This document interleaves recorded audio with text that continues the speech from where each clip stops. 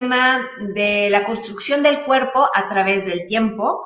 Haremos un repaso de varios siglos y de cómo nuestro cuerpo ha sido representado a través de la imaginería de cada época y según las búsquedas de cada momento histórico. Me encantaría oír sus preguntas, cualquier comentario que tengan, si nos las pueden dejar saber y al final podríamos retomarlas y platicarlas un poco. Y también me encantaría saber de ustedes si tienen algún tema en específico que quisiéramos tratar los siguientes lunes que nos encontraremos. También me encantaría preparar las presentaciones en función de sus propios intereses. Así que, bueno, pues a nombre de la Facultad de Medicina y del Palacio de la Escuela de Medicina les doy las gracias por estar escuchándonos y si podemos empezar, por favor, Sam, con la primera diapositiva. La historia occidental comienza en la antigua Grecia, en los ideales que tiene propiamente el arte griego y sobre todo el culto al cuerpo, la manera en que se representaba la figura, principalmente la figura masculina, basada en una idea de armonía, de orden, de proporción. Eso encontraban los griegos que era la belleza, y esa belleza física, al fin y al cabo, reflejaba un alto estado moral, ¿no? Tenía una correlación el interior con el exterior. De ahí que hubiera una observación minuciosa de la naturaleza y bajo un esquema basado en un principio matemático generaban estas figuras armoniosas, proporcionadas, con una clara búsqueda, ¿no?, hacia la perfección anatómica y también estos rostros arquetípicos que no obedecen a un personaje en específico, sino a un ideal del ser humano. Y esto se retoma, siguiente, Sam, por favor, se retoma posteriormente hasta el Renacimiento. Pero ¿qué sucede en la Edad Media? Aquí vemos, por un lado, del lado izquierdo, observamos una lámina, una tabla, una representación del medievo, una pintura carolingia, que representa el martirio de San Quirico. Tiene un esquema completamente medieval, hay una renuncia al naturalismo, es una figura plana, sin volumen, completamente esquemática. Inclusive hay un dato interesante, San Quirico era un niño cuando fue martirizado, sin embargo, es mucho más alto que sus verdugos, que lo están serruchando y lo están partiendo a la mitad. Tiene que ver con que el tamaño en este momento está vinculado con la jerarquía del personaje. Sin duda, San Quirico y su entereza son mucho más importantes que aquellos que les someten el martirio. Entonces hay una renuncia a esta dimensión realista del ser humano, a la búsqueda de una perfección anatómica, buscando la perfección espiritual que está alejada de aquella dimensión terrenal. Por eso, el espacio en donde se representa es un no espacio. Hay un no lugar, un tiempo sin manejarlo, aunque está narrando, pues realmente gracias a esta esquematización nosotros podemos ver el espectáculo. De lo contrario nos estremecería la piel, aunque, bueno, con el simple hecho de imaginarnos lo hacemos. Muy al contrario, observamos un martirio igualmente de otro santo, San Sebastián, pero ya en pleno Renacimiento, en la época del 480, lo hace Andrea Mantegna. Andrea Mantegna, que es un pintor de Padua, muy vinculado a la pintura veneciana, pero también a una tradición interesantísima que acontece en la ciudad de Padua. Está la universidad, en donde se llegan los grandes avances, se alcanzan los grandes avances de la anatomía moderna. Será unos años después, en 1543, en donde Andreas Vesalio publique su Manis Corpori Fabrica, que era un anatomista y maestro de la ciudad de Padua. Se conoce que Andrea Mantegna trata de develar la estructura interna del cuerpo para representarla fielmente. ¿Y qué mejor que a través de estas escenas de mártires, ¿no? Es mucho más fácil trabajar con libertad el cuerpo semidesnudo de un mártir, que al fin y al cabo es un mortal, que de aquellas figuras como la de Cristo, que obedecerían mucho más respeto. ¿Podemos cambiar a la siguiente, por favor, Sam? La gran revolución del cuerpo, el gran culto al cuerpo se vive sin duda en Florencia, unos años antes que Andrea Mantegna pintara, representara a su San Sebastián. Aquí tenemos a el David de Donatello y podríamos pensar, se cree que es el primer desnudo después de la Edad Media. Y qué violenta la manera de despojar al cuerpo de la ropa, pensando que Donatello lo sitúa con botas y con sombreros. Y esta posibilidad de que el cuerpo debería estar tapado evidencia todavía más la desnudez de este joven y imberbe David, que sin haber llegado a la edad de madurez, sin haber desarrollado una fortaleza física, es gracias a su astucia, gracias a la inteligencia, que pudo vencer a su gran enemigo, que es Goliat, y que solo queda de él la cabeza que vemos a sus pies, con la que todavía juguetea un poco. Esto tiene que ver con el vínculo que se vive de la calidad del cuerpo vinculada con la presencia divina. Siguiente, Sam, por favor. Tiene que ver con estas nociones del humanismo, de que efectivamente el ser humano está hecho a imagen y semejanza de Dios. El ser humano, voy a especificar, el cuerpo masculino, el hombre está hecho a imagen y semejanza de Dios. En su sustancia está la sustancia divina.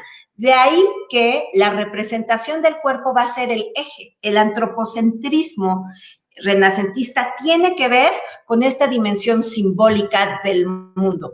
Y de ahí que todo se adecua a la relación armónica y proporcional que emana el cuerpo masculino.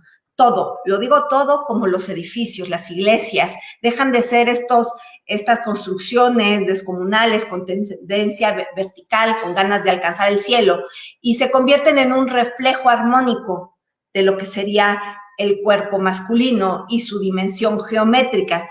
Esta relación matemática tiene un principio, si bien pitagórico, ¿no? De una tradición clásica, como lo podemos ver en este hombre vitruviano, pero también un entendimiento teológico basado en el ideal cristiano, de pensar que el ser humano ha sido creado a semejanza de Dios. Y es así como, en este caso, Leonardo da Vinci representa al hombre vitruviano, que aparece en una de las publicaciones de los 10 libros de Vitruvio, que era un arquitecto romano y que se encuentra en sus escrituras, su pensamiento, se descubren en pleno Renacimiento y se publican hacia 1486, y el propio Leonardo participa de este saber con un principio clásico como el que vimos en la primera lámina, pero con un claro espíritu cristiano. El siguiente, por favor. Vamos viendo cómo evoluciona, y durante estas diapositivas no había aparecido el cuerpo femenino, y que tiene que ver con esta explicación que les di, que era la semejanza con Dios nace del cuerpo masculino. ¿Y cómo es que ha de representar el renacimiento del cuerpo femenino en el caso de estos temas que impliquen un desnudo, como el nacimiento de Venus, la diosa del amor? Lo diría Cennino Cennini, uno de los grandes tratadistas de la época. Él se dedica específicamente en el rubro para la representación del cuerpo y aclara que el cuerpo femenino carece de proporción alguna, por lo tanto no nos ha de preocupar. Y la manera en que se representaba el cuerpo femenino en el Renacimiento era tomando como modelo el cuerpo masculino, que sería en aquel entonces el considerado bello, y simplemente poniéndole, introduciéndole los atributos femeninos. Aquí observen bien la anatomía de esta pues lírica Venus, ¿no? Muy delicada, de suave piel, pero podemos observar cómo la distancia entre estos hombros caídos y el pecho es enorme, no tiene una relación directa con la anatomía de las mujeres. Por otro lado, la cadera está muy justa, no se ha ensanchado, como es una de las características de nuestro cuerpo. Igual la delgadez de la figura se refiere más a un ideal que surge de la imaginería del cuerpo masculino que propiamente de la mujer, y que tiene que ver con los pensamientos mismos del humanismo y del Renacimiento, en donde el culto es al hombre, no a la mujer. Siguiente, por favor. ¿Por qué? Porque al fin y al cabo el hombre fue creado por Dios, ¿no? Y las mujeres, el cuerpo de la mujer surge de un fragmento del cuerpo masculino. Y esto se ve exaltadísimo en un detalle de la Capilla Sixtina, en la creación de Adán, donde vemos como Miguel Ángel lleva a un extremo la musculatura de Adán, la fortaleza física, que también refiere a esta fortaleza interna que tiene el hombre, porque al fin y al cabo Miguel Ángel tenía esta noción neoplatónica de que el alma habitaba en el cuerpo, y de ahí la importancia de representar los cuerpos en este sentido, completamente idealizados, pero nacidos de la observación de la anatomía humana. Siguiente, por favor. Un acontecimiento cambia el rumbo por completo. Aquel gran avance que había tenido Donatello de desnudar la figura humana, ¿no?, y representarla en un desnudo completo, se ve truncado por una decisión eclesiástica a raíz del Concilio de Trento, que es este concilio que se hace para contrarrestar el empuje de la reforma luterana. En uno de sus incisos, en uno de sus decretos, aclara cómo se han de tratar las imágenes. Por un lado, restringe las escenas de la mitología clásica. ¿Por qué? Porque ahí se exploran las pasiones humanas. Sabemos que los dioses clásicos eran mucho más humanos que divinos, ¿no? Tenían estos vicios y virtudes que expresaban claramente, pero también condiciona el desnudo, prohíbe el desnudo anatómico. Inclusive de manera lastimosa al propio Miguel Ángel le toca presenciar un acto atroz, el momento en que a Daniel da Volterra, que es un pintor secundario, se le pide que le introduzca a todo el juicio final una especie de taparrabos, de paños que le van a truncar el desnudo completo de los personajes. Y ahí es como vemos como todas estas figuras de los santos están, pues que en un principio habían sido totalmente representados desnudos por Miguel Ángel, han sido ultrajados y han sido cortados y han sido tapados en sus órganos sexuales, y de ahí que el desnudo masculino pierda fuerza y ya no haya un claro interés, porque también las ideas del Renacimiento se fueron desintegrando. Siguiente, por favor.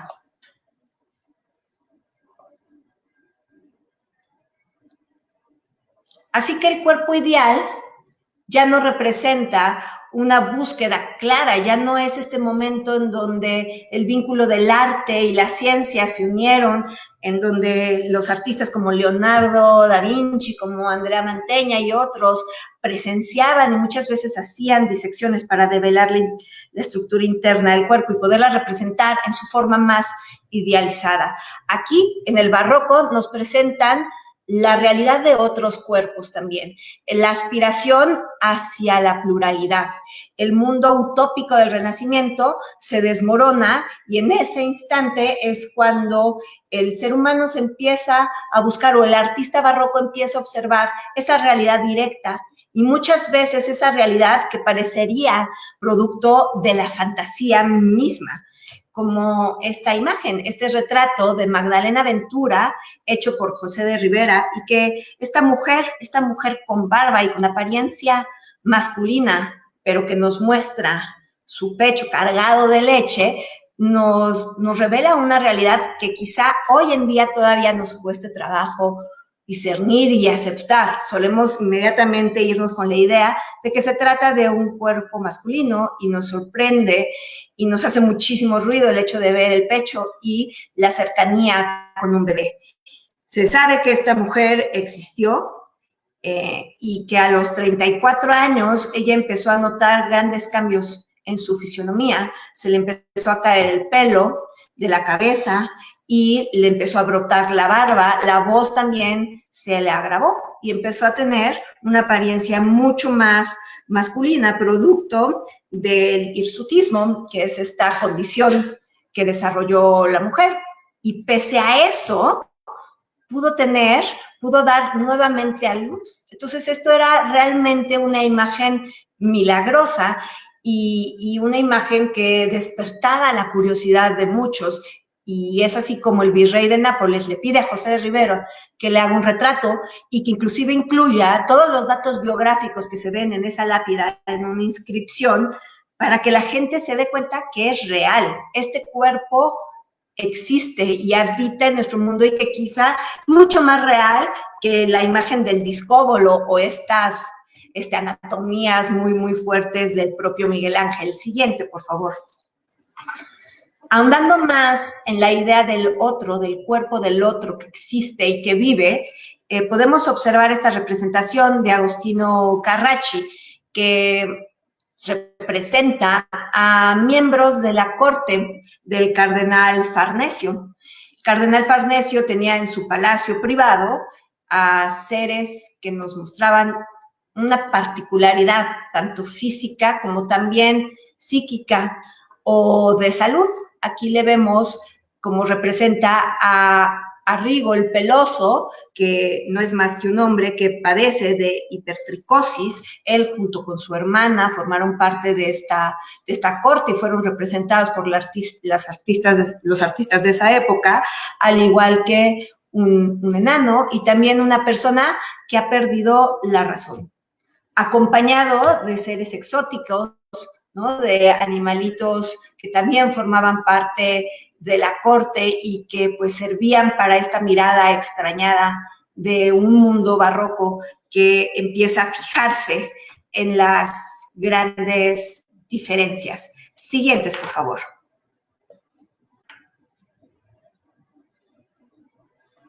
También en el mundo barroco se empieza a explorar más el cuerpo femenino como aquel detonador del deseo de la mirada masculina, que se había pues totalmente eclipsado en la era del Renacimiento porque no era su ideal.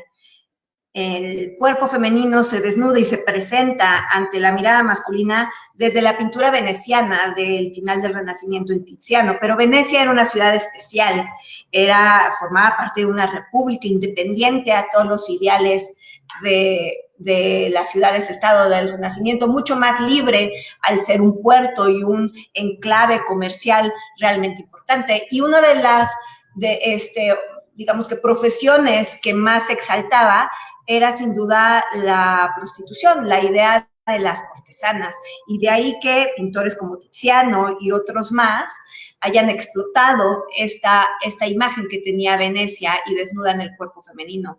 Un poco, unos años después, el propio Rubens, estando en Venecia, se nutre de esta imaginería y igual desnuda el cuerpo femenino, pero bajo estándares propios de su estilo. Por un lado, con un cabello rubio, muy, muy suave y terso, una espalda frondosa. ¿Cómo olvidar? Cuando nosotros decimos Rubens, pensamos en estas mujeres poderosas, de anatomía poderosas. No tienen que ver con una realidad directa de la mujer, sino como un ideal. Sí directa, el cabello rubio, que refiere al lugar de origen de Rubens, este pintor flamenco, pero no se tratan de retratos exactos, sino es un arquetipo de belleza y muchas veces se cree que el propio Rubens tenía como núcleo la escultura clásica. Imagínense una escultura clásica en el núcleo del cuerpo de esta Venus y después la encarnaba, la dotaba de abundancia y de deseo. Y es así como llegaban a esta solución en uno de los desnudos más hermosos, con esta espalda pronunciada muy cercana al espectador, que invita sin duda al tacto. Siguiente, por favor, Sam. Después vendría la Revolución Francesa y pues muchos dirían pondría orden nuevamente de este mundo muy diverso, volvió a establecer aquello que es masculino y aquello que es femenino y volvió a retomar las ideas del Renacimiento y también pues es justo la época en donde se empiezan a dar las grandes exploraciones y hallazgos arqueológicos de la antigua Grecia y de Roma. Y observen bien la musculatura de los personajes del Juramento de los Horacios. Si bien esta obra se hizo unos años antes de la Revolución Francesa, serviría como estandarte y como ideal estético. Aquellas personas que están dispuestas a dar su vida por los ideales y que no les importa las consecuencias personales que puedan tener. Esa entereza moral se refleja nuevamente en una anatomía armónica, en una anatomía balanceada, principalmente la de los hombres, mientras que el grupo femenino se deja llevar de manera más fácil por sus emociones. Siguiente, por favor. En estos brincos históricos que estamos haciendo, tenemos esta escena de 1884, en donde nuevamente hace énfasis de la anatomía, en este caso femenina. Sin embargo, está muy lejos de esta visión abundante de los cuerpos de Rubens y observamos una figura femenina lánguida, extremadamente delgada, de apariencia enfermiza, y tiene que ver con los ideales del simbolismo, este momento en donde las mujeres comienzan a ser un enigma y hasta cierto punto una amenaza. El imaginario masculino las recrea como estas mujeres espirituales de apariencias y enfermizas que no están dispuestas a participar de manera activa dentro de la vida diaria, y por eso la blancura de su rostro y el énfasis en las ojeras que tiene esta figura que representa una mendicante y que necesita obviamente la ayuda del caballero.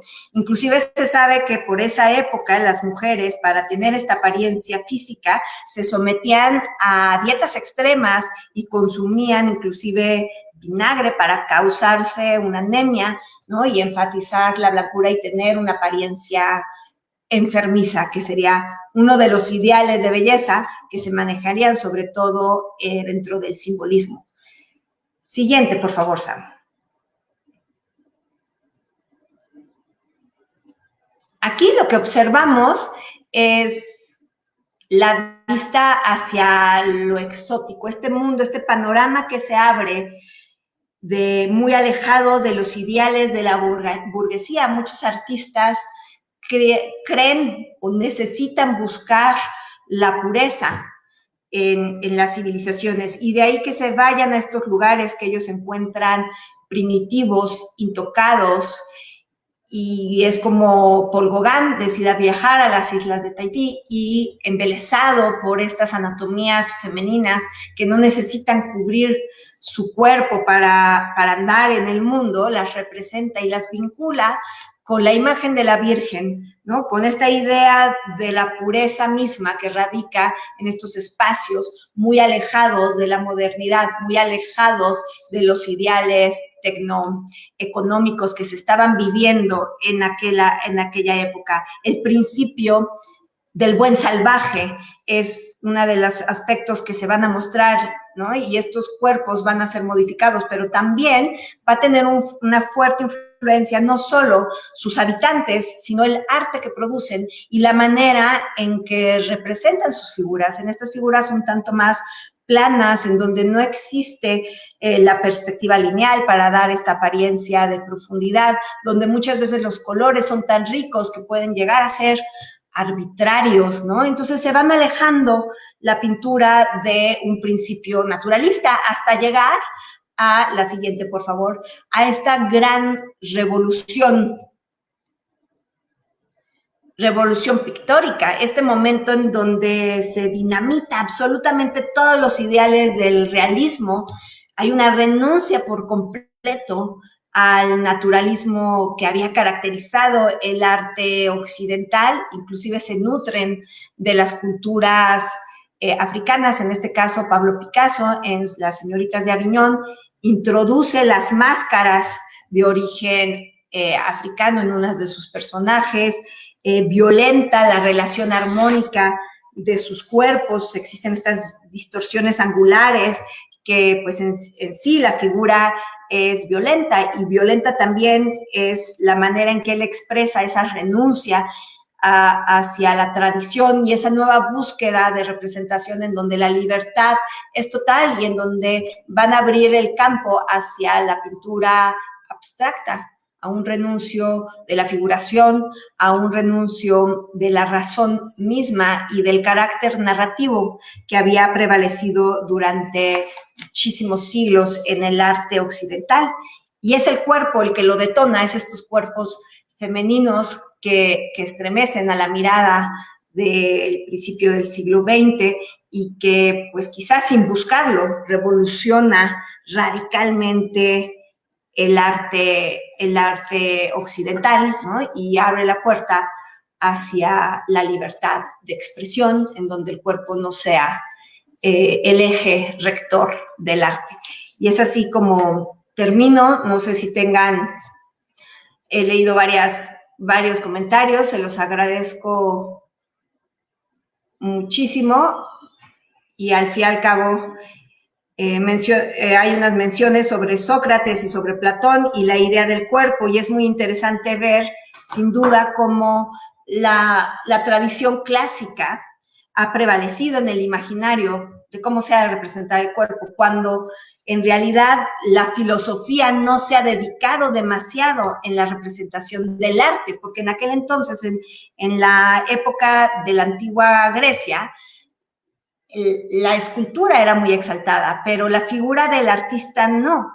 Y gente como Platón, ¿no? Filósofos, pensadores como Platón, como el propio Aristóteles, que son la base fundamental del pensamiento estético, no hablaban propiamente de la producción artística, y sin duda tenían esta disociación entre el cuerpo y el alma, pero las ciudades-estado promocionaban un culto al cuerpo porque esta visión armónica reflejaba la entereza moral de los personajes, tanto que dentro de la mitología clásica, si vemos, los grandes malvados son híbridos.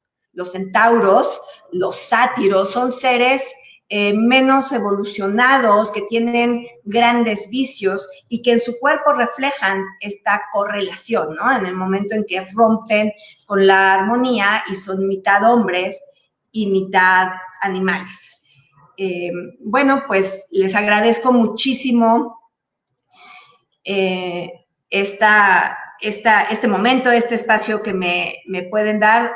Bueno, alguien tiene un comentario respecto a la estatua de Venus de Milo. Efectivamente, este ideal del cuerpo femenino, de tomar como modelo el cuerpo masculino, es de tradición clásica. En el cuerpo de la Venus de Milo, una escultura magnífica que ahora carece de extremidades, por lo tanto, bajo una noción clásica, ya no sería una obra total, ya no sería una obra bella, refleja este principio, que es como el molde es un cuerpo masculino y simplemente se le introducen elementos femeninos que los vinculan, sin duda, con la diosa del amor. Dice, ¿qué hay del impresionismo, por ejemplo? También pregunta Ruth. En el caso del impresionismo, lo que van a representar principalmente es el paisaje y también la vida dentro de la sociedad, ¿no? La toma de posiciones de los espacios públicos, la presencia de la moda va a ser muy importante, entonces van a estar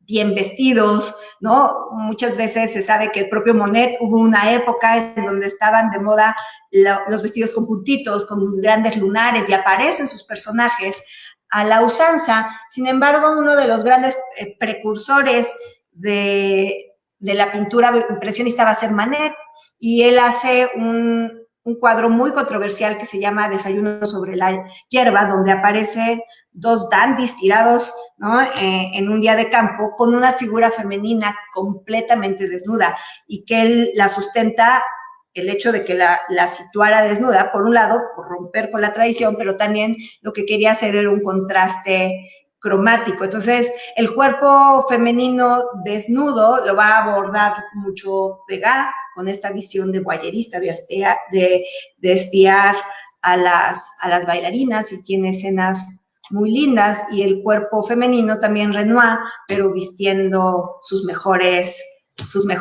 galas.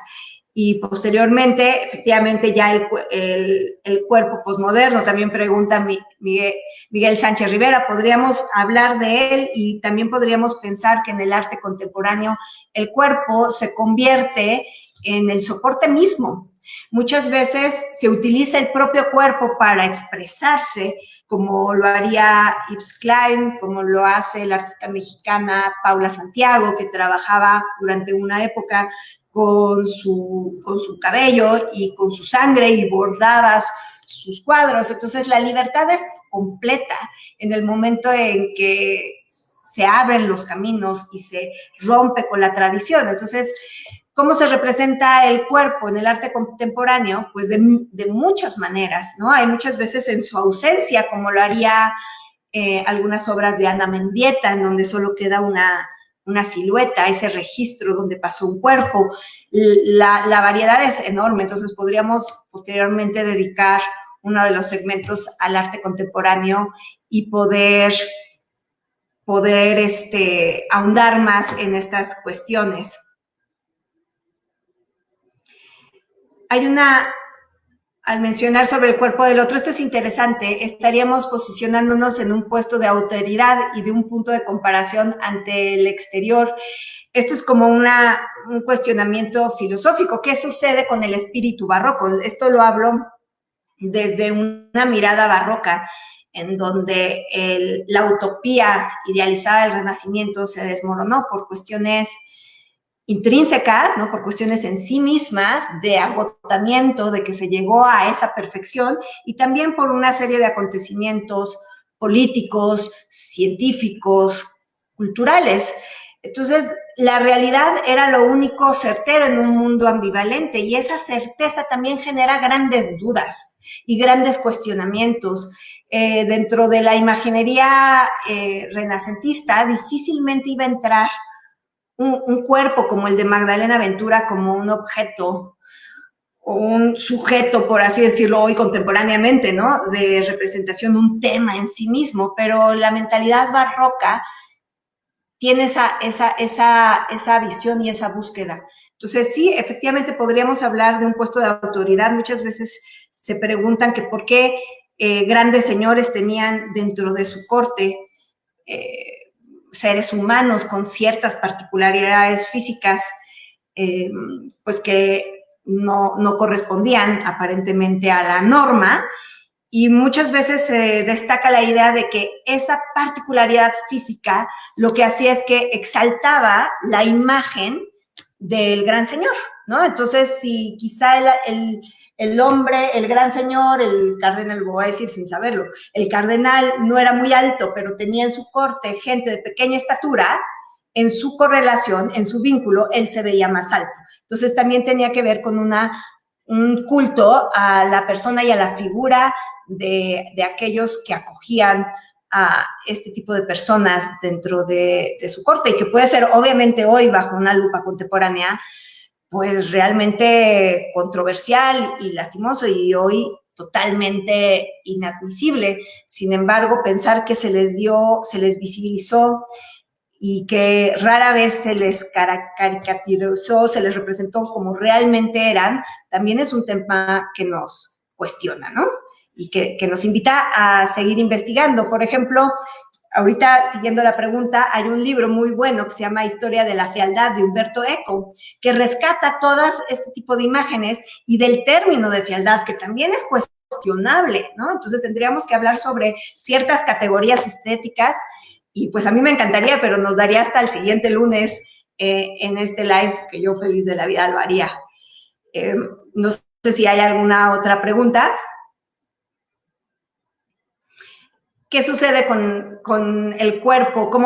Bueno, es muy interesante ver la publicidad y cómo la publicidad está relacionada con los ideales mismos de la sociedad, ¿no? ¿Por qué? Porque al fin y al cabo tiene esta cualidad persuasiva, te tiene que convencer y te tiene que dar una imagen que tú también puedas aspirar, y que ha cambiado radicalmente. Creo que estamos viviendo en un momento en donde se vive la gran diversidad en cuanto a estética, en cuanto a configuración del cuerpo masculino y del cuerpo femenino, inclusive de cómo la construcción del género, ¿no? De cómo nos podemos proyectar, y pues creo que es un momento de plena libertad, pero siempre hay que estar como muy alertas de cuál es la construcción que tú decides, y que partir siempre de tu identidad, ¿no? No necesariamente de lo que las tendencias te quieran indicar, aunque ahora, hoy en día, la búsqueda es esa, plantear un abanico lo suficientemente amplio para que nosotros y nuestro cuerpo nos identifiquemos en algún lugar, ¿no? Es muy buena pregunta.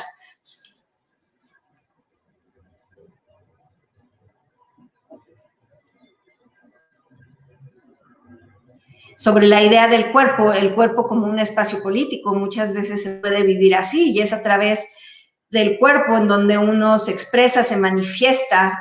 Somos cuerpos al fin, al cabo, ¿no? Entonces podemos utilizar nuestra corporeidad como una herramienta de expresión y de estar en el mundo y, ¿por qué no?, de expresar nuestros principios políticos. Esa es, bueno, mi opinión personal, ¿no? Sin una búsqueda de convencer, simplemente es respondiendo a la pregunta.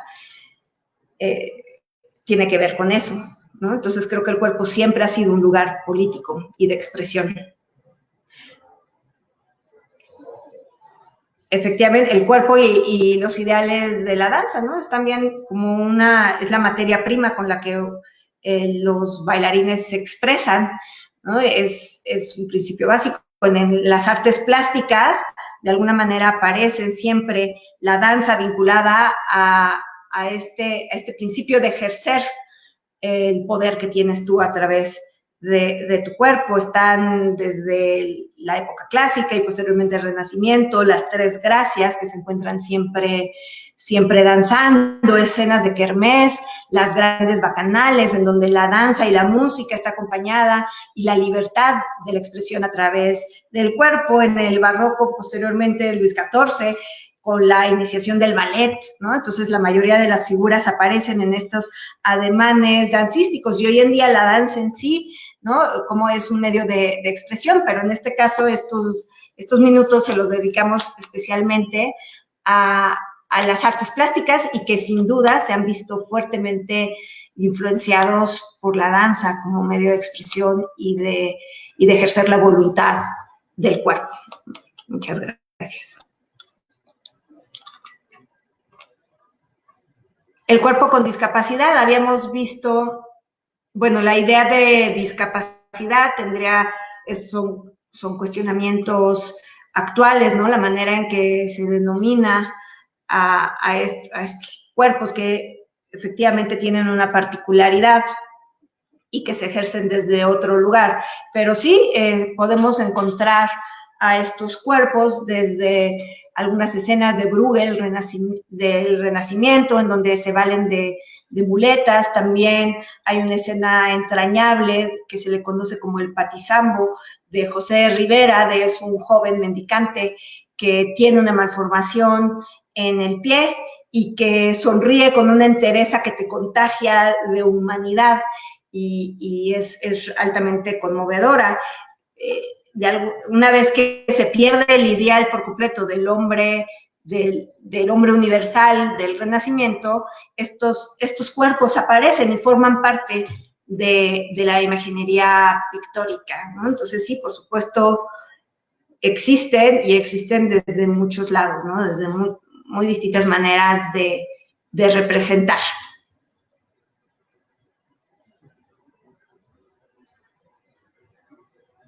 Muchas gracias. La verdad fue un gusto y me encantó esta sección de preguntas y respuestas. Espero haber sido clara. Obviamente todas mis reflexiones son eso, una reflexión personal, ¿no? Y no obedecen a ninguna norma, es simple una manera de responderles y de regresarles con gran gratitud el tiempo que han dedicado a escuchar esta sesión. Ojalá que hayan dejado alguna recomendación para la siguiente clase y que con muchísimo gusto lo podemos ver. Muchas gracias a todos y que estén muy bien. Hasta el próximo lunes. Gracias.